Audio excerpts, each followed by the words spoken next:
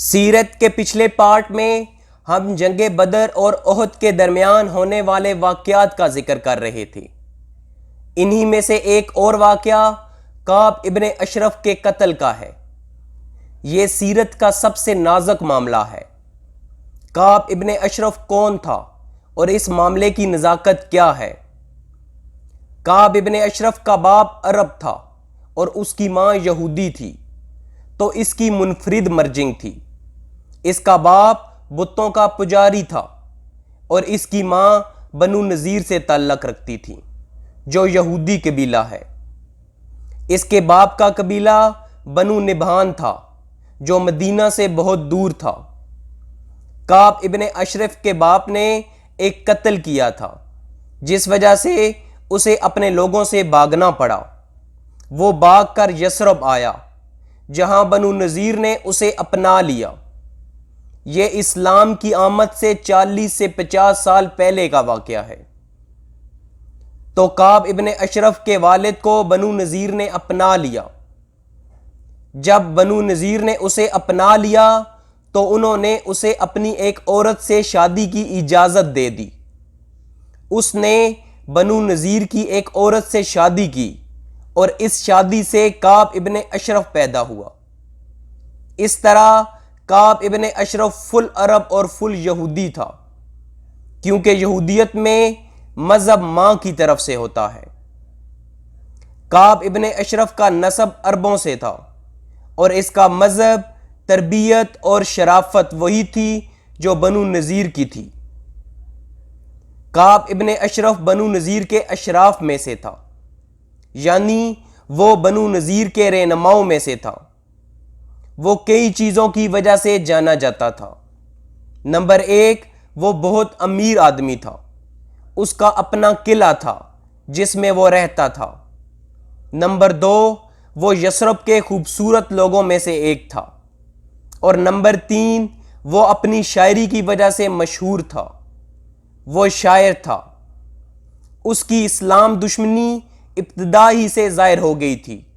جب رسول اللہ صلی اللہ علیہ وآلہ وسلم مدینہ ہجرت کر کے آئے اور مسلمانوں کا قبلہ تبدیل ہوا، جس کا سیرت میں ذکر ہو چکا ہے۔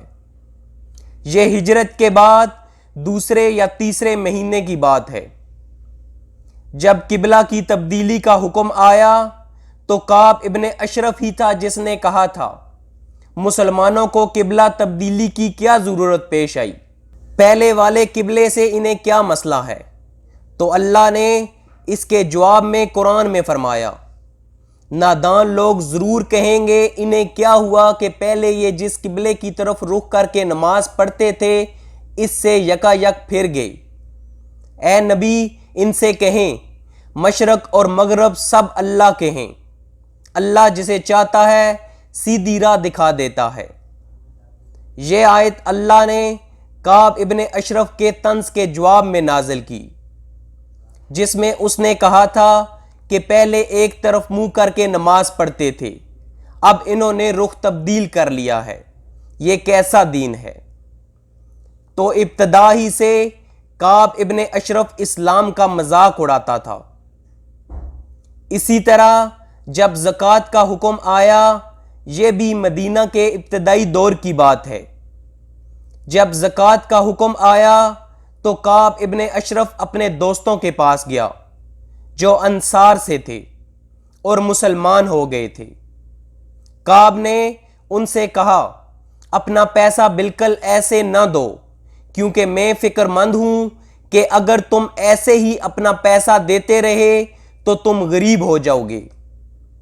اپنا پیسہ دینے میں جلدی نہ کرو، کیونکہ تم نہیں جانتے کہ اس آدمی کے ساتھ کیا ہوگا۔ مطلب ہو سکتا ہے کہ حالات بدل جائیں اور ہم واپس اپنے طور طریقوں کی طرف چلے جائیں۔ اس پر اللہ نے سورۃ نساء میں آیات نازل کی جہاں اللہ کہتے ہیں، اور ایسے لوگ بھی اللہ کو پسند نہیں ہیں جو کنجوسی کرتے ہیں اور دوسروں کو بھی کنجوسی کی ہدایت کرتے ہیں، اور جو کچھ اللہ نے اپنے فضل سے انہیں دیا ہے اسے چھپاتے ہیں۔ یہ آیت کعب ابن اشرف کی بات کے جواب میں نازل کی گئی۔ اور بھی کچھ آیات ہیں جو کعب کی بات کے جواب میں نازل کی گئیں۔ جنگ بدر کے بعد جب زید ابن حارثہ رضی اللہ تعالیٰ عنہ اور ایک اور صحابی واپس مدینہ آئے، وہ آتے ہوئے پکار لگا رہے تھے کہ قریش کی جانب سے فلاں فلاں قتل ہو گیا ہے، جن میں قریش کے بڑے بڑے سرداروں کے نام تھے۔ جب کعب نے یہ خبر سنی، اس نے طنز کرتے ہوئے کہا، اگر محمد نے واقعہ ہی ان سب لوگوں کو قتل کر دیا ہے تو ہمیں زمین کے باہر ہونے کے بجائے اندر ہونا چاہیے۔ یعنی اگر یہ سچ ہے کہ محمد نے عربوں کے ان بڑے سرداروں کو قتل کر دیا ہے تو ہمارا مرنا جینے سے بہتر ہے۔ جب بدر کی فتح کعب پر مکمل طور پر ظاہر ہو گئی تو اس نے خفیہ طور پر ابو سفیان کی طرف سفر کیا۔ کعب ابن اشرف بنو نذیر کے ایک چھوٹے وفد کے ساتھ مکہ گیا۔ آگے ہم ذکر کریں گے کہ بنو قینقاع کی بے دخلی کے بعد بنو نذیر دوسرا قبیلہ ہوگا جس کے ساتھ جنگ احد کے بعد نمٹا جائے گا۔ کعب نے بنو نذیر کے ایک وفد کے ساتھ مکہ پہنچ کر ابو سفیان کے ساتھ اتحاد کر لیا۔ یہ اتحاد رسول اللہ اور مسلمانوں کے خلاف تھا۔ اس اتحاد کی تفصیل سیرت کی کتابوں سے نہیں ملتی، کیونکہ اس کے کچھ دنوں بعد کعب کو قتل کر دیا گیا تھا۔ ویسے بھی اس اتحاد کا مقصد اس کے سوا کیا ہو سکتا ہے کہ مسلمانوں کے خلاف سازش کی جائے یا مل کر ان پر اچانک حملہ کیا جائے۔ تو کعب ابن اشرف نے ابو سفیان کے ساتھ اتحاد کر لیا۔ یہاں ابو سفیان نے کہا، میں اللہ کے لیے تم سے پوچھتا ہوں کہ دونوں مذاہب میں کون سا دین ہے جو سچا ہے اور اللہ کے قریب ہے، ہمارا دین یا محمد کا دین؟ یاد رہے کعب ابن اشرف یہودی ہے اور کفار یہودیوں کو اعلیٰ سمجھتے تھے، کیونکہ یہود کے پاس کتاب اور تہذیب تھی۔ کفار اپنے آپ کو یہود سے کمتر سمجھتے تھے۔ بہت سے واقعات سے یہ ظاہر بھی ہوتا ہے۔ اسی لیے ابو سفیان کعب ابن اشرف سے پوچھ رہے ہیں کہ دونوں مذاہب میں اللہ کو کون سا دین عزیز ہے۔ اس پر کعب نے کہا، تم لوگ ان سے زیادہ ہدایت یافتہ اور افضل ہو۔ اسی سلسلے میں اللہ نے یہ آیت نازل فرمائی، تم نے انہیں نہیں دیکھا جنہیں کتاب کا ایک حصہ دیا گیا ہے کہ وہ جنت اور طاغوت پر ایمان رکھتے ہیں، اور کافروں کے متعلق کہتے ہیں کہ یہ لوگ مومنوں سے بڑھ کر ہدایت یافتہ ہیں۔ اللہ نے اس نجی گفتگو کا قرآن میں حوالہ دیا ہے۔ ابو سفیان کے ساتھ خفیہ اتحاد کر کے کعب ابن اشرف اور اس کا وفد واپس مدینہ آ گیا، لیکن اللہ نے اس خفیہ اتحاد کے بارے میں رسول اللہ کو بتا دیا۔ پھر کعب ابن اشرف نے ایسا کام کیا جس سے اس کی زندگی کا فیصلہ ہو گیا۔ کعب ابن اشرف یہ سب کچھ کر کے مدینہ واپس آیا تو یہاں آ کر صحابہ کرام کی عورتوں کے بارے میں واہیات اشعار کہنے شروع کیے اور اپنی زبان درازی و بدگوئی کے ذریعے سخت اذیت پہنچائی۔ کعب ابن اشرف نے ساری حدیں پار کر لی تھیں۔ یہی حالات تھے جن سے تنگ آ کر رسول اللہ صلی اللہ علیہ وآلہ وسلم نے فرمایا، کون ہے جو کعب ابن اشرف سے نمٹے، کیونکہ اس نے اللہ اور اس کے رسول کو اذیت دی ہے۔ اس کے جواب میں محمد بن مسلمہ رضی اللہ تعالیٰ عنہ کھڑے ہوئے اور کہا، میں کروں گا یا رسول اللہ۔ محمد بن مسلمہ اوس قبیلے سے تھے۔ جیسا کہ ہم پہلے ذکر کر چکے ہیں کہ اسلام سے پہلے بنو نذیر اور اوس ایک تھے، یعنی یہ دونوں قبائل اتحادی تھے۔ یہ رسول اللہ کی حکمت تھی کہ وہ نہیں چاہتے تھے کہ یہ کام خزرج سے کوئی کرے، کیونکہ خزرج اور بنو نذیر کے پہلے ہی ایک دوسرے کے ساتھ مسائل چل رہے تھے۔ اگر یہ کام خزرج سے کوئی کرتا تو دونوں قبائل کے درمیان خون ریزی ہو سکتی تھی اور خانہ جنگی بھی چھڑ سکتی تھی۔ محمد بن مسلمہ جو اوس کے سینئر رہنما تھے، اگر وہ یہ کام کرتے ہیں تو اوس اور بنو نذیر کے درمیان کوئی لڑائی کا خدشہ نہ تھا، کیونکہ دور جاہلیت میں اوس اور بنو نذیر ایک دوسرے کے اتحادی تھے، جس کا ذکر سیرت میں پہلے ہو چکا ہے۔ ابن ہشام کے مطابق اس کے 3 دنوں بعد محمد بن مسلمہ نے کھانا پینا چھوڑ دیا، حتیٰ کہ بالآخر کسی نے آ کر رسول اللہ کو بتایا کہ محمد بن مسلمہ نے کھانا پینا چھوڑ دیا ہے۔ رسول اللہ محمد بن مسلمہ کی طرف آئے اور کہا، کیا معاملہ ہے؟ محمد بن مسلمہ نے کہا، یا رسول اللہ، میں نے آپ سے کوئی وعدہ کیا تھا، پھر میں نے سوچا کہ میں شاید یہ وعدہ پورا نہ کر سکوں۔ اس بے چینی میں وہ اتنے پریشان ہو گئے کہ جو وعدہ انہوں نے رسول اللہ سے کیا تھا، اگر اس کو پورا کرنے میں وہ کامیاب نہ ہوئے تو اس کا کفارہ کیسے ادا کریں گے؟ یاد رہے کعب ابن اشرف امیر آدمی تھا، وہ اپنے قلعے میں رہتا تھا، اس کے پاس حفاظتی گارڈ تھے، اسی لیے محمد بن مسلمہ پریشان تھے کہ یہ میں کیسے کروں گا۔ تو رسول اللہ صلی اللہ علیہ وآلہ وسلم نے کہا، تمہیں صرف کوشش کرنی ہے، کامیابی اللہ کے اختیار میں ہے۔ اس بات سے محمد بن مسلمہ پرسکون ہو گئے۔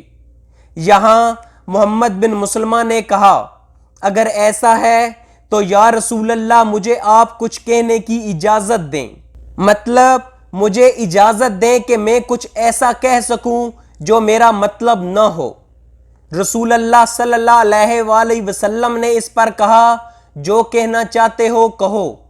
اس کے بعد محمد بن مسلمہ کعب ابن اشرف کے پاس تشریف لے گئے اور بولے، اس شخص نے اشارہ نبی صلی اللہ علیہ وآلہ وسلم کی طرف تھا، ہم سے صدقہ طلب کیا ہے، اور حقیقت یہ ہے کہ اس نے ہمیں مشقت میں ڈال رکھا ہے۔ کعب یہ سن کر بہت خوش ہوا، کیونکہ وہ سوچ رہا تھا کہ محمد بن مسلمہ مسلمان ہے اور ان کی سائیڈ پر ہے۔ اب محمد بن مسلمہ جو کہہ رہے تھے وہی سوچ کعب ابن اشرف کی تھی، اس لیے وہ خوش تھا۔ کعب نے کہا، واللہ ابھی تم لوگ اور بھی اکتا جاؤ گے۔ محمد بن مسلمہ نے کہا، اب جب کہ ہم اس کے پیروکار بن ہی چکے ہیں تو مناسب نہیں معلوم ہوتا کہ اس کا ساتھ چھوڑ دیں جب تک یہ نہ دیکھ لیں کہ اس کا انجام کیا ہوتا ہے۔ میں چاہتا ہوں کہ حالات بدلنے تک تم مجھے کچھ رقم اداری دے دو تاکہ میں اسے ادا کر سکوں، یعنی زکوٰۃ۔ کعب سود پر رقم ادار بھی دیا کرتا تھا، اس لیے بھی وہ امیر تھا۔ کعب نے کہا، میرے پاس کچھ رہن رکھو۔ محمد بن مسلمہ نے کہا، آپ کون سی چیز پسند کریں گے؟ کعب نے کہا، اپنی عورتوں کو میرے پاس رہن رکھ دو۔ محمد بن مسلمہ نے کہا، بلا ہم اپنی عورتیں آپ کے پاس کیسے رہن رکھ دیں جبکہ آپ عرب کے سب سے خوبصورت انسان ہیں؟ اس نے کہا، تو پھر اپنے بیٹوں ہی کو رہن رکھ دو۔ محمد بن مسلمہ نے کہا، ہم اپنے بیٹوں کو کیسے رہن رکھ دیں؟ اگر ایسا ہو گیا تو انہیں گالی دی جائے گی کہ یہ کچھ رقم کے بدلے رہن رکھے گئے تھے۔ یہ ہمارے لیے عار کی بات ہے، البتہ ہم آپ کے پاس ہتھیار رہن میں رکھ سکتے ہیں، کیونکہ ہم حالت جنگ میں ہیں۔ ہتھیاروں کی مجھے ضرورت پڑے گی، میں تمہارے پیسے ادا کر کے اپنے ہتھیار لے جاؤں گا۔ کعب نے کہا، ٹھیک ہے۔ اس کے بعد دونوں میں طے ہو گیا کہ محمد بن مسلمہ ہتھیار لے کر اس کے پاس آئیں گے۔ محمد بن مسلمہ کے ساتھ 2 سے 3 صحابہ نے بھی اسی طرح کعب ابن اشرف سے ادھار لیا اور اس کے بدلے رہن میں اپنے ہتھیار رکھوائے تھے، جن میں ابو نائلہ بھی تھے جو کعب کے رضائی بھائی تھے۔ ابو نائلہ بھی کعب ابن اشرف کے پاس آئے، کچھ دیر ادھر ادھر کے اشعار سنتے سناتے رہے، پھر بولے، بھائی ابن اشرف، میں ایک ضرورت سے آیا ہوں، اسے ذکر کرنا چاہتا ہوں، لیکن اسے آپ ذرا صیغہ راز ہی میں رکھیں گے۔ کعب نے کہا ٹھیک ہے میں ایسا ہی کروں گا۔ ابو نائلہ نے کہا بھائی اس شخص، اشارہ نبی صلی اللہ علیہ وآلہ وسلم کی طرف تھا، کی آمد تو ہمارے لیے آزمائش بن گئی ہے، سارا عرب ہمارا دشمن ہو گیا ہے، سب نے ہمارے خلاف اتحاد کر لیا ہے، ہماری راہیں بند ہو گئی ہیں، اہل و عیال برباد ہو رہے ہیں، جانوں پر بن آئی ہے، ہم اور ہمارے بال بچے مشقتوں سے چور چور ہیں۔ اس کے بعد انہوں نے بھی کچھ اسی ڈنگ کی گفتگو کی جیسے محمد بن مسلمہ نے کی تھی۔ دوران گفتگو ابو نائلہ نے یہ بھی کہا کہ میرے کچھ رفقا ہیں جن کے خیالات بھی بالکل میرے ہی جیسے ہیں، میں انہیں بھی آپ کے پاس لانا چاہتا ہوں، آپ ان کے ہاتھ بھی کچھ بیچیں اور ان پر احسان کریں۔ محمد بن مسلمہ اور ابو نائلہ اپنی اپنی گفتگو کے ذریعے اپنے مقصد میں کامیاب رہے، کیونکہ اس گفتگو کے بعد ہتھیار اور رفقا سمیت ان دونوں کی آمد پر کعب ابن اشرف چونک نہیں سکتا تھا۔ ابو نائلہ نے کعب ابن اشرف سے یہ بھی کہا دیکھو ہمیں یہ سب خفیہ طور پر کرنا ہے، ہم نہیں چاہتے کہ ہمیں کوئی دیکھے، ہم فلاں روز رات کو آئیں گے، تمہیں اپنے ہتھیار دیں گے اور تم اس وقت ہمیں پیسے دے دینا اور ہم اپنے راستے واپس چلے جائیں گے۔ اس ابتدائی مرحلے کو مکمل کر لینے کے بعد 14 ربیع الاول سن 3 ہجری کی چاندنی رات کو یہ مختصر سا دستہ رسول اللہ صلی اللہ علیہ وآلہ وسلم کے پاس جمع ہوا۔ آپ بقیع غرقد تک ان کو روانہ کرنے آئے، پھر فرمایا اللہ کا نام لے کر جاؤ، اللہ تمہاری مدد فرمائے۔ پھر آپ اپنے گھر پلٹ آئے اور نماز و مناجات میں مشغول ہو گئے۔ ادھر یہ دستہ کعب ابن اشرف کے قلعے کے دامن میں پہنچا جو مدینہ کے مضافات میں تھا، تو اسے ابو نائلہ نے قدرے زور سے آواز دی۔ آواز سن کر وہ ان کے پاس آنے کے لیے اٹھا تو اس کی بیوی نے، جو ابھی نئی نویلی دلہن تھی، اس نے کہا اس وقت کہاں جا رہے ہیں؟ یہ صحیح نہیں ہے، وہ اس وقت کیوں آئے ہیں؟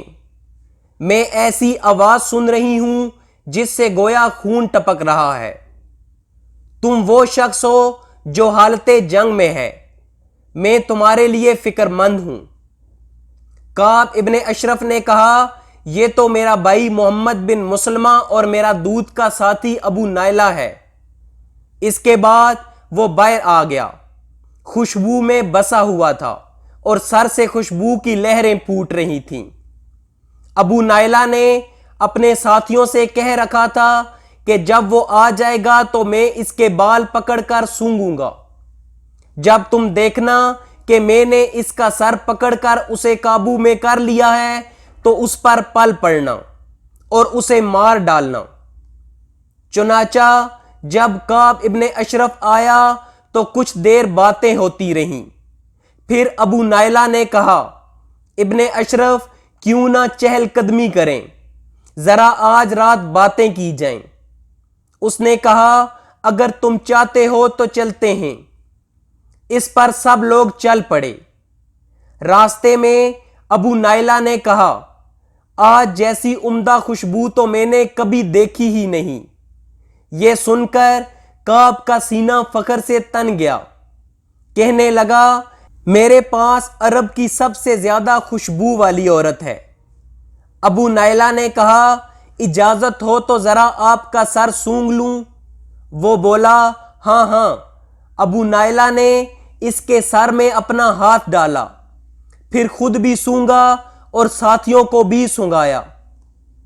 کچھ اور چلے تو ابو نائلہ نے کہا بھائی ایک بار اور۔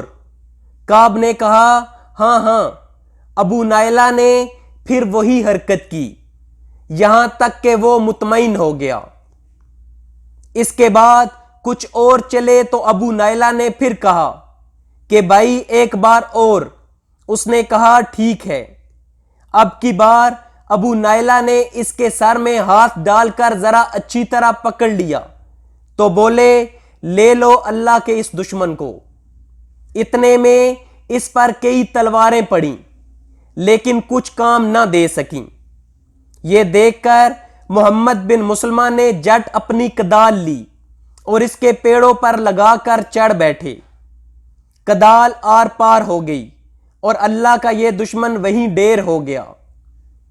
حملے کے دوران اس نے اتنی زبردست چیخ لگائی تھی کہ گرد و پیش میں ہلچل مچ گئی تھی اور کوئی ایسا قلعہ باقی نہ بچا تھا جس پر آگ روشن نہ کی گئی ہو، لیکن ہوا کچھ بھی نہیں۔ کارروائی کے دوران حضرت حارث بن اوس کو بعض ساتھیوں کی تلوار کی نوک لگ گئی تھی جس سے وہ زخمی ہو گئے تھے اور ان کے جسم سے خون بہہ رہا تھا۔ چنانچہ واپسی میں جب یہ دستہ حرہ عریض پہنچا تو دیکھا کہ حارث ساتھ نہیں ہیں، اس لیے سب لوگ وہیں رک گئے۔ تھوڑی دیر بعد حارث بھی ان کے نشانات قدم دیکھتے ہوئے آن پہنچے۔ وہاں سے لوگوں نے انہیں اٹھا لیا اور بقیع غرقد پہنچ کر اس زور کا نعرہ لگایا کہ رسول اللہ کو بھی سنائی پڑا۔ آپ سمجھ گئے کہ ان لوگوں نے اسے مار لیا ہے۔ چنانچہ آپ نے بھی اللہ اکبر کہا۔ پھر جب یہ لوگ آپ کی خدمت میں پہنچے تو آپ نے فرمایا، یہ چہرے کامیاب رہیں۔ ان لوگوں نے کہا، یا رسول اللہ آپ کا چہرہ بھی، اور اس کے ساتھ ہی اس طاغوت کا سر آپ کے سامنے رکھ دیا۔ آپ نے اس کے قتل پر اللہ کی حمد و ثنا کی اور حارث کے زخم پر لعاب دین لگایا، جس سے وہ شفایاب ہو گئے اور آئندہ کبھی تکلیف نہ ہوئی۔ ادھر یہود کو جب اپنے طاغوت کعب ابن اشرف کے قتل کا علم ہوا تو ان کے ہٹ درم اور ضدی دلوں میں رعب کی لہر دوڑ گئی۔ ان کو سمجھ میں آ گیا کہ رسول اللہ جب یہ محسوس کر لیں گے کہ امن و امان کے ساتھ کھیلنے والوں، ہنگامے اور اضطرابات بپا کرنے والوں اور عہد و پیمان کا احترام نہ کرنے والوں پر نصیحت کارگر نہیں ہو رہی ہے تو آپ طاقت کے استعمال سے بھی گریز نہ کریں گے۔ اس لیے انہوں نے اپنے اس طاغوت کے قتل پر چوں نہ کیا، بلکہ ایک دم سادے پڑے رہے، ایفائے عہد کا مظاہرہ کیا اور ہمت ہار بیٹھے۔ کہا جاتا ہے کہ اس واقعے کے بعد کئی یہود دنوں تک اپنے قلعوں سے باہر نہیں نکلے۔ اب ہم جنگ احد کا ذکر کریں گے۔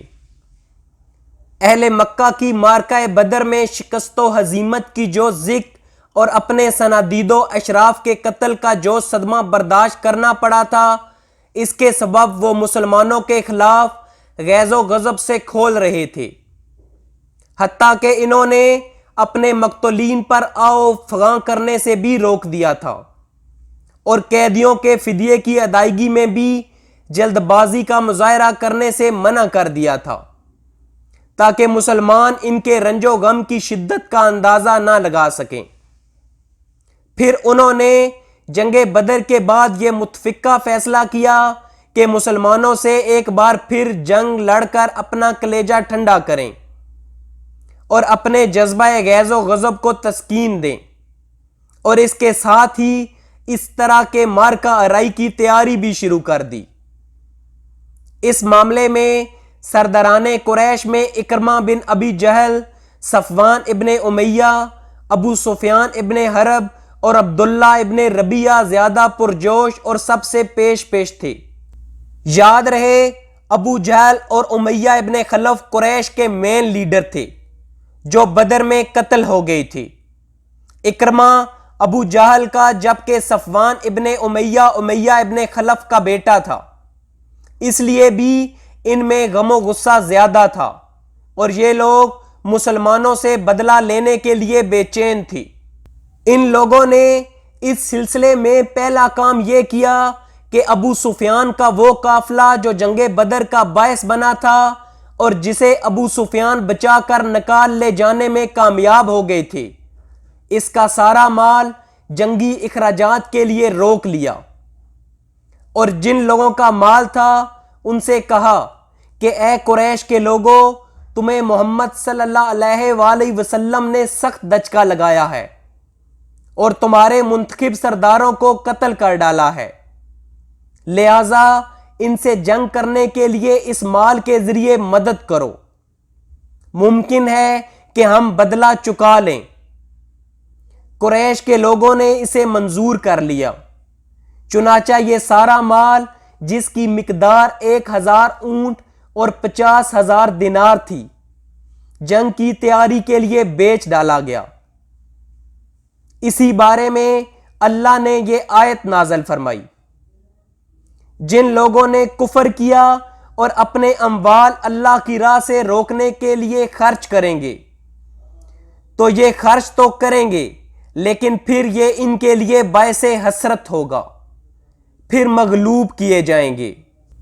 اب قریش کی طرف سے یہ فیصلہ کیا گیا کہ انہیں مدد کی ضرورت ہوگی، کیونکہ مسلمانوں سے لڑنے کے لیے ان کے پاس کافی لوگ نہیں تھے، اور جان لیں کہ قریش کاروباری مالکان تھے، کہ ان کے پاس بہت سے قبیلے تھے جو اس اقتصادی پائپ لائن کو جاری رکھنے میں دلچسپی رکھتے تھے، اور 2 بڑے قبائل جن سے قریش نے مدد کے لیے کہا وہ کنانا اور تہامہ تھے۔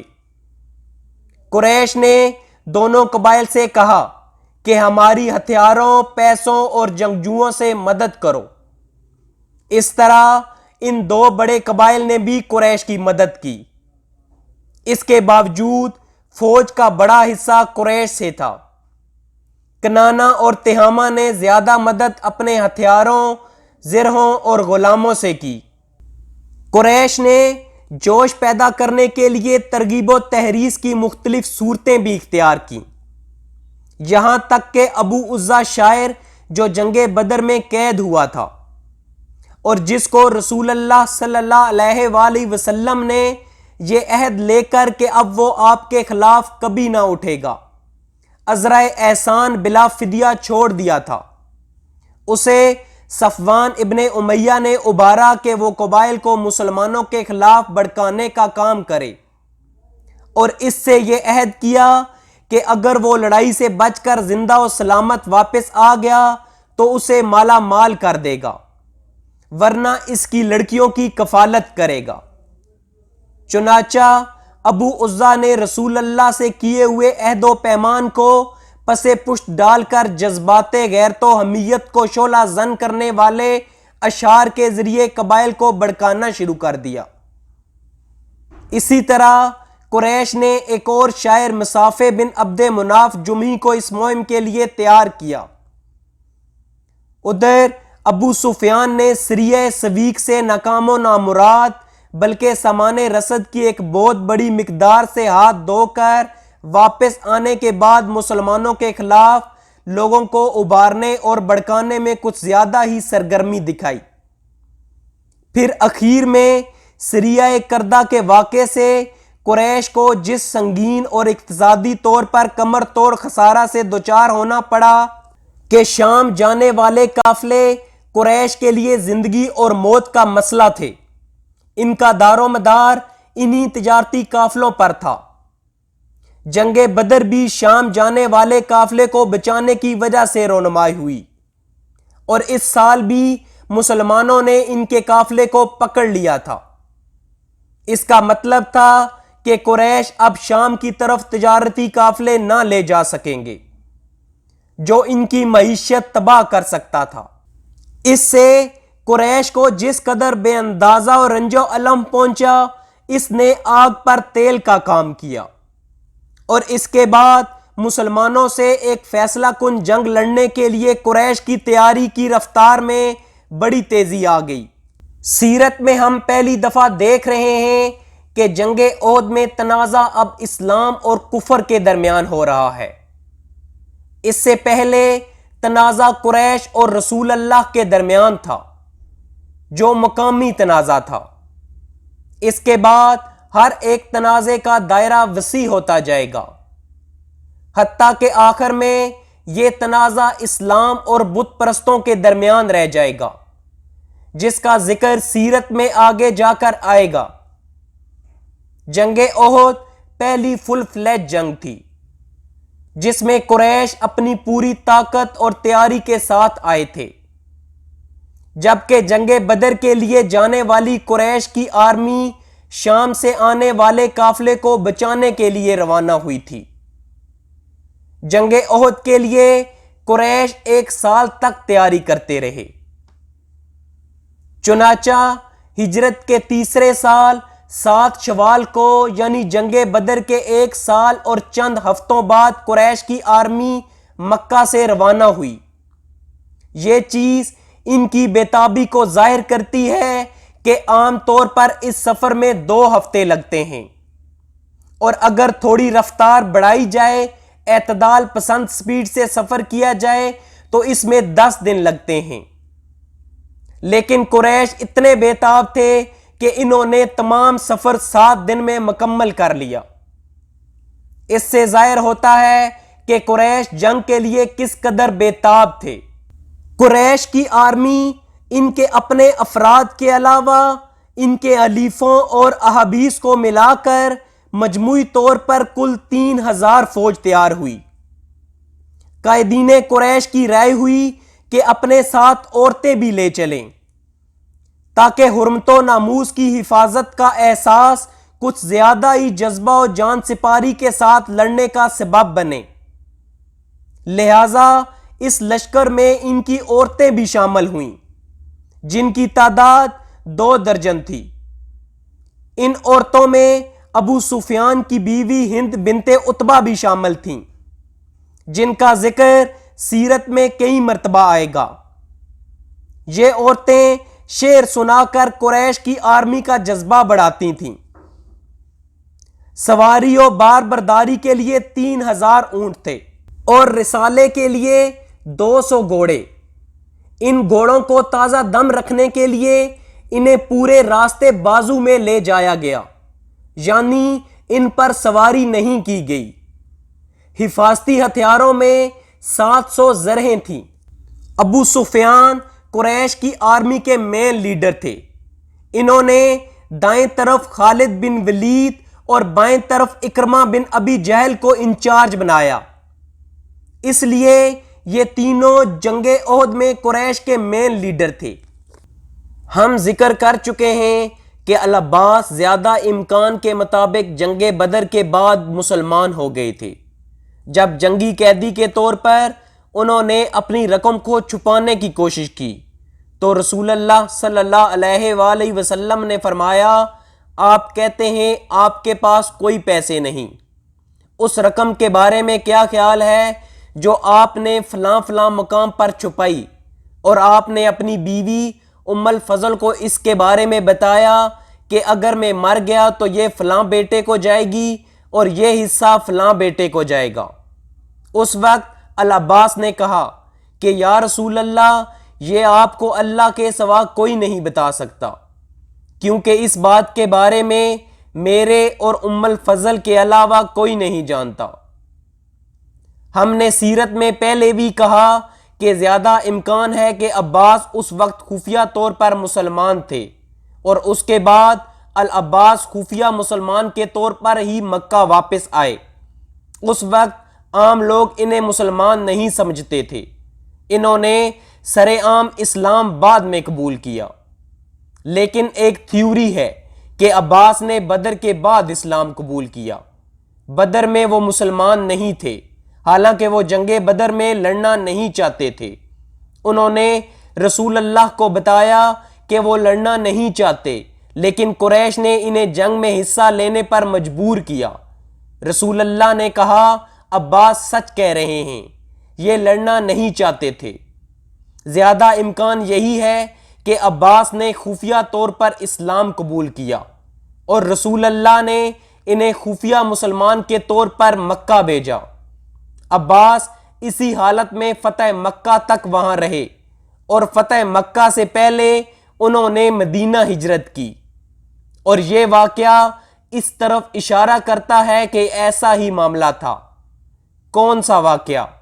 حضرت عباس رضی اللہ تعالی عنہ قریش کی اس ساری نقل و حرکت اور جنگی تیاریوں کا بڑی چابک دستی اور گہرائی سے مطالعہ کر رہے تھے۔ چنانچہ جوں ہی یہ لشکر حرکت میں آیا، حضرت عباس نے اس کی ساری تفصیلات پر مشتمل ایک خط فوراً نبی صلی اللہ علیہ وآلہ وسلم کی خدمت میں روانہ فرما دیا۔ حضرت عباس کا قاصد پیغام رسانی میں نہایت پھرتیلا ثابت ہوا۔ اس نے مکے سے مدینے تک کوئی 500 کلومیٹر کی مسافت صرف 3 دن میں طے کر کے ان کا خط نبی صلی اللہ علیہ وآلہ وسلم کے حوالے کیا۔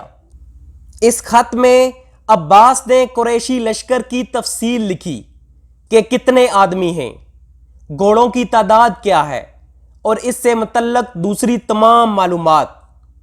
عباس نے خط بھیجنے میں تاخیر کیوں کی؟ اس کی 2 وجوہات ہو سکتی ہیں۔ پہلی یہ کہ شاید قریش عباس پر بھروسہ نہ کرتے تھے، کیونکہ وہ رسول اللہ کے چچا تھے اور انہوں نے رسول اللہ کے لیے ایسی دشمنی کبھی بھی ظاہر نہ کی تھی جیسے ابو لہب اپنی زندگی میں ظاہر کرتا تھا۔ شاید ہمیشہ اس وجہ سے قریش میں ان پر بھروسہ نہ تھا، اور اسی وجہ سے انہوں نے عباس کو اپنی تیاریوں کا نہ بتایا ہو۔ دوسری وجہ یہ بھی ہو سکتی ہے کہ عباس کسی کو خط دے کر مکہ سے نہ بھیج سکتے تھے جب تک مکہ شہر خالی نہ ہو جائے، کیونکہ ایسا کرنا خطرناک ہو سکتا تھا۔ خط پکڑے جانے کی صورت میں ان کے لیے خطرناک نتائج ہو سکتے تھے۔ جیسے ہی قریشی لشکر مکہ سے روانہ ہوا، عباس نے اپنے اعتبار کے غلام کو خط دے کر مدینہ روانہ کیا۔ یہ قاصد اونٹ پر 3 دن کے مختصر عرصے میں مدینہ پہنچا۔ اس وقت رسول اللہ قباء میں تشریف فرما تھے۔ یہ خط حضرت ابی ابن کعب رضی اللہ تعالیٰ عنہ نے نبی صلی اللہ علیہ وآلہ وسلم کو پڑھ کر سنایا، کیونکہ رسول اللہ پڑھنا لکھنا نہ جانتے تھے۔ آپ نے انہیں رازداری برتنے کی تاکید کی اور جٹ مدینہ تشریف لا کر انصار و مہاجرین کے قائدین سے صلاح و مشورہ کیا، خصوصی طور پر سعد ابن ربیعہ جو انصار کے لیڈر تھے۔ انہیں بتایا کہ کیا معاملہ ہے، کیونکہ یہ پہلی مرتبہ تھا کہ مدینہ پر حملہ ہو رہا تھا۔ پھر اس کے بعد رسول اللہ نے 2 سے 3 جاسوس بھیجے تاکہ قریش کی آرمی کا پتہ چلایا جا سکے۔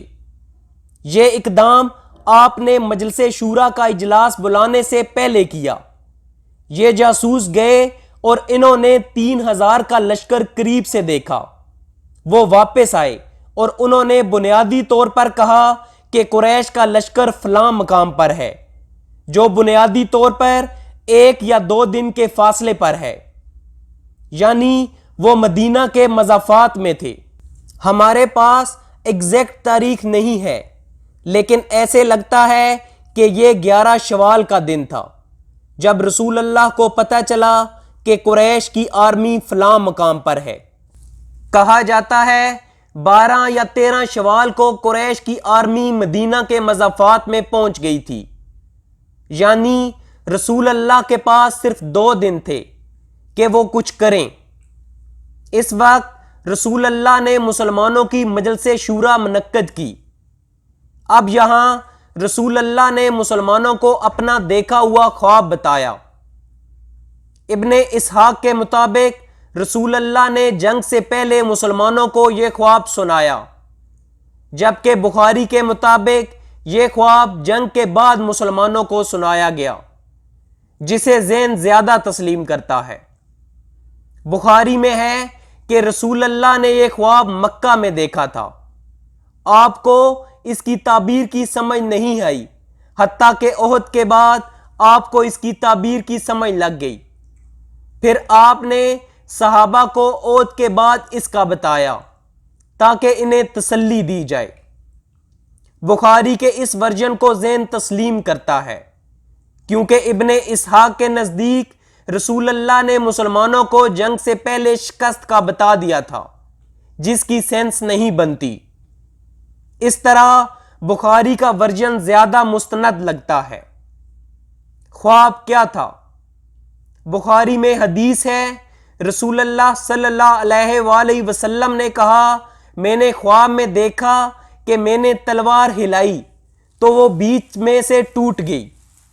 یہ اس مصیبت کی طرف اشارہ تھا جو احد کی لڑائی میں مسلمانوں کو اٹھانی پڑی تھی۔ پھر میں نے دوسری مرتبہ اس کو ہلایا تو وہ پہلے سے بھی زیادہ اچھی صورت میں ہو گئی۔ یہ اس واقعے کی طرف اشارہ تھا کہ اللہ نے مکہ کی فتح دی اور مسلمان سب اکٹھے ہو گئے، یعنی احد کے بعد فتح ہوگی جو مسلمانوں کو دوبارہ اکٹھا کر دے گی، کیونکہ احد نے مسلمانوں کو بکھیر دیا تھا، جس کا سیرت میں آگے جا کر ذکر آئے گا۔ احد سے مسلمانوں میں منافقین ظاہر ہو گئے تھے۔ رسول اللہ نے کہا احد کے بعد مسلمان اور منافقین ظاہر ہو گئے ہیں، جس وجہ سے مسلمان دوبارہ اکٹھے ہو گئے تھے۔ پھر رسول اللہ نے خواب سناتے ہوئے کہا کہ اس کے بعد میں نے گائیں دیکھیں اور اللہ کا جو کام ہے وہ بہتر ہے۔ ان گائیں سے ان مسلمانوں کی طرف اشارہ تھا جو احد کی لڑائی میں شہید کیے گئے تھے۔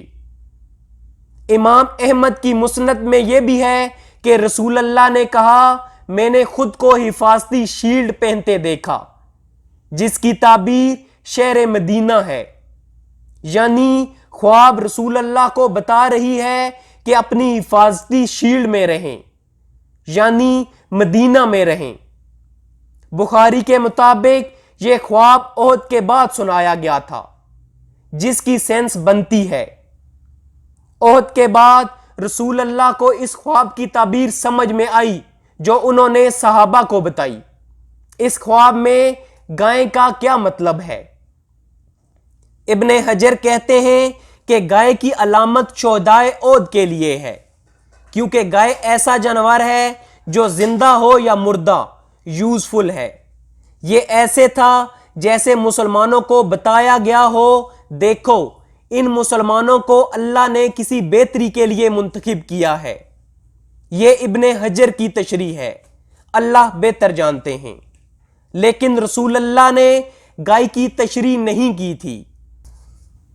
جیسا کہ ہم نے کہا کہ وقت کم تھا، قریش مدینہ سے 1 یا 2 دن کے فاصلے پر تھے۔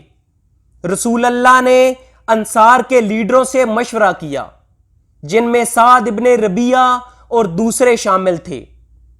ان سے مشاورت کے بعد رسول اللہ نے مجلس شورا منعقد کی۔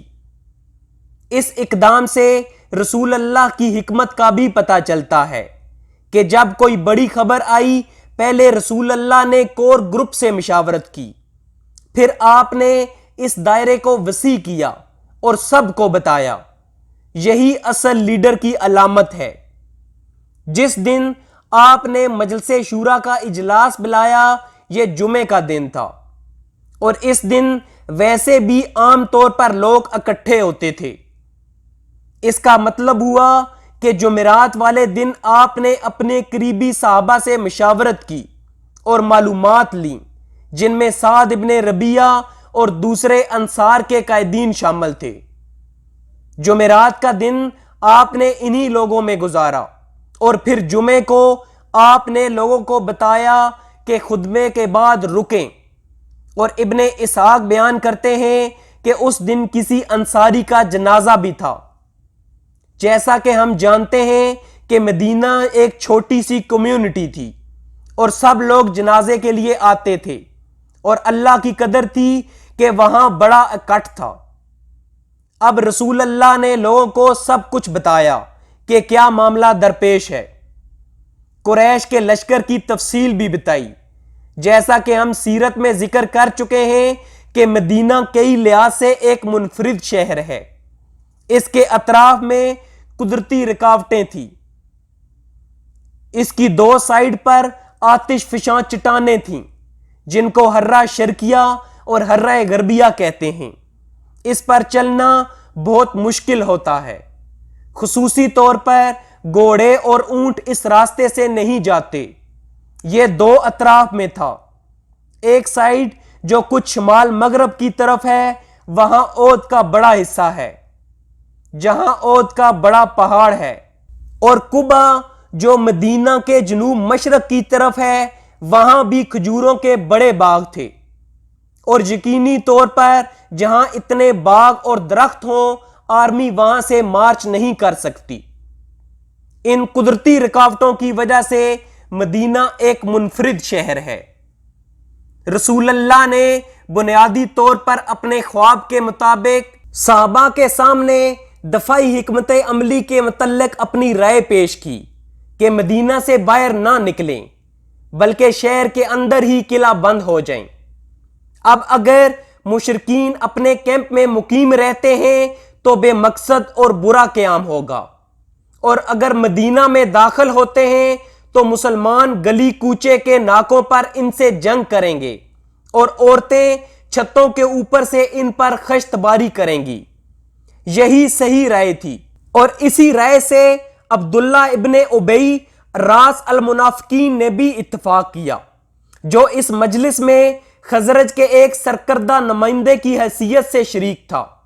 لیکن اس کے اتفاق کی بنیاد یہ نہ تھی کہ جنگی نقطہ نظر سے یہی صحیح موقف تھا، بلکہ اس کا مقصد یہ تھا کہ وہ جنگ سے دور بھی رہے اور کسی کو اس کا احساس بھی نہ ہو۔ لیکن اللہ کو کچھ اور ہی منظور تھا۔ اس نے چاہا کہ یہ شخص اپنے رفقا سمیت پہلی بار سرعام رسوا ہو جائے، اور ان کے کفر و نفاق پر جو پردہ پڑا ہوا ہے وہ ہٹ جائے، اور مسلمانوں کو اپنے مشکل ترین وقت میں معلوم ہو جائے کہ ان کی آستین میں کتنے سانپ رینگ رہے ہیں۔ چنانچہ نوجوان صحابہ کی ایک جماعت نے جو بدر میں شرکت سے رہ گئی تھی، ابن اسحاق کے نزدیک ان صحابہ میں بہت سے عہد میں شہید ہو گئے تھے، یعنی وہ اس میں مخلص تھے۔ نوجوان صحابہ نے بڑھ کر نبی صلی اللہ علیہ وآلہ وسلم کو مشورہ دیا کہ میدان میں تشریف لے چلیں، اور انہوں نے اپنی اس رائے پر سخت اصرار کیا۔ حتیٰ کہ بعض صحابہ نے کہا، اے اللہ کے رسول، ہم تو اس دن کی تمنا کیا کرتے تھے اور اللہ سے اس کی دعائیں مانگا کرتے تھے۔ اب اللہ نے یہ موقع فراہم کر دیا ہے اور میدان میں نکلنے کا وقت آ گیا ہے، تو پھر آپ دشمن کے مد مقابل ہی تشریف لے چلیں۔ وہ یہ نہ سمجھیں کہ ہم ڈر گئے ہیں۔ یہ صحابہ کی وہ جماعت تھی جن کی اکثریت بدر میں شریک نہ تھی، جس کا انہیں پچھتاوا تھا، اور وہ اللہ کی راہ میں اپنی بہادری دکھانا چاہتے تھے۔ نوجوان صحابہ نے رسول اللہ پر دباؤ ڈالنا جاری رکھا کہ مدینہ سے باہر میدان میں چلیں۔ اس دوران سینئر صحابہ خاموش تھے اور انہوں نے کچھ نہ کہا، حتیٰ کہ رسول اللہ نے اکثریت کے اصرار کے سامنے اپنی رائے ترک کر دی، اور آخری فیصلہ یہی ہوا کہ مدینہ سے باہر نکل کر کھلے میدان میں مارکہ آرائی کی جائے۔ پھر رسول اللہ اپنے ہتھیار پہننے کے لیے اندر چلے گئے۔ جیسے ہی رسول اللہ اندر گئے، سینئر صحابہ نے نوجوان صحابہ سے مخاطب ہو کر کہا، رسول اللہ نے ابتدا میں اپنی رائے بتا دی تھی، اس کے باوجود تم لوگوں نے اپنی تجویز اس کے خلاف دی اور اس پر عمل کرنے پر اصرار کرتے رہے، حتیٰ کہ رسول اللہ نے یہ بات مان لی۔ آپ لوگ کیسے یہ کر سکتے ہیں؟ یہ سن کر نوجوان صحابہ نے ندامت محسوس کی۔ جب ایسا ہوا تو صحابہ نے حضرت حمزہ رضی اللہ تعالیٰ عنہ کو رسول اللہ کے گھر بھیجا، کیونکہ حمزہ رسول اللہ کے چچا تھے اور وہ اندر جا سکتے تھے۔ حمزہ کو رسول اللہ کے گھر بھیجا گیا تاکہ آپ کو بتایا جائے کہ نوجوان صحابہ نے اپنا ذہن تبدیل کر لیا ہے اور آپ کو جو پسند ہو وہ کریں۔ جب حمزہ اندر داخل ہوئے تو رسول اللہ نے اپنے ہتھیار پہن لیے تھے۔ حمزہ نے رسول اللہ کو جب نوجوان صحابہ کے متعلق بتایا کہ انہوں نے اپنا ذہن تبدیل کر لیا ہے اور جو آپ کو پسند ہو وہ کریں، اس پر رسول اللہ نے کہا، کوئی نبی جب اپنا ہتھیار پہن لے تو مناسب نہیں کہ اسے اتارے جب تک اللہ اس کے درمیان اور اس کے دشمن کے درمیان فیصلہ فرما دے۔ یہ حدیث مسلم امام احمد میں ہے، مطلب اب جو فیصلہ ہو گیا ہے اسی پر عمل ہوگا۔ ہم مدینہ سے باہر کھلے میدان میں قریش کے مد مقابل ہوں گے۔ اب اس واقعے سے بہت سے سبق سیکھے جا سکتے ہیں۔ رسول اللہ کی زندگی میں شورا کا درجہ دیکھیے۔ آپ مدینہ کے اندر رہ کر قریش کی آرمی کا مقابلہ کرنا چاہتے تھے، لیکن آپ کسی بھی اچھے لیڈر کی طرح جانتے تھے کہ آپ کو اپنے پیچھے لوگوں کی ضرورت ہے اور آپ اپنی مرضی لوگوں پر مسلط نہیں کر سکتے۔ حالانکہ اگر کوئی بھی اپنی مرضی مسلط کر سکتا تھا تو وہ رسول اللہ تھے۔ اور جیسے ہم پہلے بھی ذکر کر چکے ہیں، اللہ نے کہا ہے معاملات سے نپٹنے کا طریقہ شورا ہے، یعنی مشورہ کرنا، تاکہ اکثریت کے ساتھ کسی حتمی نتیجے پر پہنچا جائے۔ اس لیے جب رسول اللہ کے مطابق صحابہ کی اکثریت، اگرچہ ہم نہیں جانتے کہ صحابہ کی اکثریت مدینے سے باہر نکل کر قریش کی آرمی کا مقابلہ کرنا چاہتی تھی، ہو سکتا ہے کہ اقلیت نے آواز بلند کی ہو، لیکن جب باقی صحابہ خاموش تھے تو تاثر یہ دیا گیا کہ یہ اکثریت کی رائے ہے۔ ایک دفعہ جب تاثر دے دیا گیا تو رسول اللہ نے مطالبے کو مان لیا اور اندر جا کر آپ نے ہتھیار پہن لیے۔ یہاں سینئر صحابہ کی حکمت کو نوٹس کیجئے۔ پہلے وہ چاہتے تھے کہ رسول اللہ کے مشورے کو مان لیں، اور دوسرا وہ رسول اللہ کی موجودگی میں بحث کرنا نہیں چاہتے تھے۔ یہ حیران کن تھا اور ادب کا اونچا ترین مقام تھا، کیونکہ سینئر صحابہ وہاں ہی نوجوان صحابہ کو بتا سکتے تھے کہ کیا آپ خاموش رہ سکتے ہیں؟ ہم نے اپنا ذہن پہلے ہی بنا لیا ہے، رسول اللہ نے اپنا ذہن پہلے ہی بنا لیا ہے۔ وہ ایسا کر سکتے تھے، لیکن کیا رسول اللہ کے سامنے ایسا کرنا غیر مناسب نہیں تھا؟ سینئر صحابہ اس معاملے سے سختی سے نمٹ سکتے تھے، لیکن رسول اللہ کے ادب کی وجہ سے وہ خاموش رہے۔ اس سے پتہ چلتا ہے کہ صحابہ رسول اللہ کا کتنا ادب کرتے تھے کہ وہ نوجوان صحابہ کو ڈانٹ بھی نہیں سکتے تھے، حالانکہ وہ جانتے تھے کہ نوجوان صحابہ غلطی پر ہیں۔ سینئر صحابہ رسول اللہ کا محفل سے جانے کا انتظار کرتے ہیں، پھر وہ نوجوان صحابہ کو ڈانٹتے ہیں۔ اس سے پتہ چلتا ہے کہ رسول اللہ کے مقام کی وجہ سے صحابہ میں ان کا کتنا ادب اور تعظیم تھی۔ یہاں یہ بھی نوٹس کیا جا سکتا ہے کہ یہ اللہ کی سنت ہے کہ نوجوان ہمیشہ زیادہ پرجوش اور جلد باز ہوتے ہیں۔ یہ قدرتی طور پر ان کے کردار میں ہوتا ہے۔ اس واقعے میں بھی نوجوان صحابہ جن کی نیت صاف تھی، لیکن ان میں اتنی حکمت نہ تھی جتنی سینئر صحابہ میں تھی۔ نوجوانوں کے لیے بڑوں کی بات ہمیشہ مفید ہوتی ہے، یہ عام حصول ہے۔ اور یہ کہ رسول اللہ نے ہتھیار پہن کر کہا کہ میں اسے اتار نہیں سکتا، یہ ظاہر کرتا ہے کہ جو ہم کچھ آیات اور احادیث سے جانتے ہیں کہ نبیوں کے لیے خصوصی شریعت ہوتی ہے، ان کے لیے ایسے مخصوص قانون ہوتے ہیں جو دوسروں کے لیے نہیں ہوتے۔ نبیوں کے لیے مخصوص شریعت ہوتی ہے، انہوں نے اسی مخصوص کوڈ کے تحت کام کرنا ہوتا ہے۔ یہ ہم بہت سے واقعات سے جان سکتے ہیں۔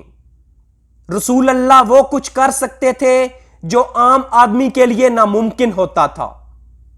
رسول اللہ کچھ کھائے پیے بغیر 3 دن تک روزہ رکھ سکتے تھے، اور جب صحابہ نے ایسا کرنے کی کوشش کی وہ بے ہوش ہو گئے، وہ ایسا نہ کر سکے، تو رسول اللہ نے کہا میں تمہاری طرح نہیں ہوں، اللہ مجھے ایسے کھانا پینا دیتا ہے جو تمہیں نہیں دیتا۔ رسول اللہ لگاتار 3 دن کا روزہ رکھتے اور آپ صحابہ کو ایسا کرنے سے منع کرتے، اور ایک رائے کے مطابق ہر رات میں تہجد پڑھنا رسول اللہ کے لیے واجب تھا۔ اور نبیوں کی شریعت میں ہے کہ اگر کوئی نبی جنگ کے لیے ہتھیار پہن لے تو جنگ کیے بغیر ہتھیار اتار دینے کی اجازت نہیں۔ یہ اس شریعت میں ہے جو نبیوں کے لیے مخصوص ہے، کیونکہ جنگ کے بغیر ہتھیار اتار دینے کا مطلب یہ لیا جا سکتا ہے کہ شکست یا بزدلی۔ اسی لیے نبی کے لیے یہ مناسب نہیں کہ جب وہ ہتھیار پہن لے تو جنگ کیے بغیر ان ہتھیاروں کو اتار دے۔ اور یہاں ایک اور نوٹ کرنے والی چیز ہے کہ نوجوان صحابہ کی یہ حکمت عملی بہترین نہیں تھی، لیکن حیران کن چیز یہ ہے کہ جب ایک دفعہ فیصلہ لے لیا گیا تو اس کے بعد کبھی بھی صحابہ کو تنقید کا نشانہ نہیں بنایا گیا، کیونکہ اللہ قرآن میں کہتے ہیں ایک دفعہ مشاورت کے بعد جب تم اپنا ذہن بنا لو تو پھر پیچھے نہ ہٹو۔ اور رسول اللہ صلی اللہ علیہ وآلہ وسلم نے کہا تم میں سے کسی کو یہ نہیں کہنا چاہیے کہ اگر میں وہ کر لیتا تو یہ نہ ہوتا، بلکہ یہ کہو جو اللہ کی قدر تھی وہی ہوا، کیونکہ یہ کہنا کہ اگر میں یہ کر لیتا شیطان کے لیے دروازہ کھول دیتا ہے، جس سے اللہ کی قدر پر شکوک و شبہات پیدا ہو جاتے ہیں۔ اس لیے جب ایک دفعہ مشاورت کے بعد فیصلہ لے لیا گیا تو کسی پر کبھی بھی الزام نہیں لگایا گیا۔ نوجوان صحابہ کو کبھی بھی تنقید کا نشانہ نہیں بنایا گیا، کیونکہ ان کی نیت صاف تھی اور انہوں نے سوچا یہ بہترین حکمت عملی ہوگی، اور اللہ کی قدر تھی کہ ان کی مرضی کو تسلیم کیا گیا۔ یہ پلان رسول اللہ نے تسلیم کیا اور اب آگے بڑھنا تھا۔ ابن اسحاق بتاتے ہیں کہ رسول اللہ صلی اللہ علیہ وآلہ وسلم نے 2 آرمر پہنے، یعنی جنگ کے لیے جو لباس پہنا وہ ڈبل تھا۔ یہ آپ نے اس کے باوجود کیا کہ اللہ نے ان کی حفاظت کا وعدہ کیا تھا۔ آپ کو آرمر پہننے کی ضرورت نہ تھی، لیکن انہوں نے امت کو بتانا تھا کہ جب کوئی شخص کسی قسم کی کوشش کرتا ہے تو اسے زمانے کے انداز اور اصولوں کے مطابق وہ کوشش کرنی چاہیے۔ آپ بے وقوفی سے کچھ کر کے یہ نہیں کہہ سکتے کہ توکل علی اللہ، نہیں، بلکہ آپ کو اپنی ہستی کے مطابق کوشش ضرور کرنی ہے۔ اور اگر اس کا مطلب ہے کہ جنگ لڑنے سے پہلے اپنے آپ کو بھرپور ہتھیاروں سے لیس کیا جائے جیسا کہ یہاں رسول اللہ نے کیا ہے، تو ایسا ہی کرنا چاہیے۔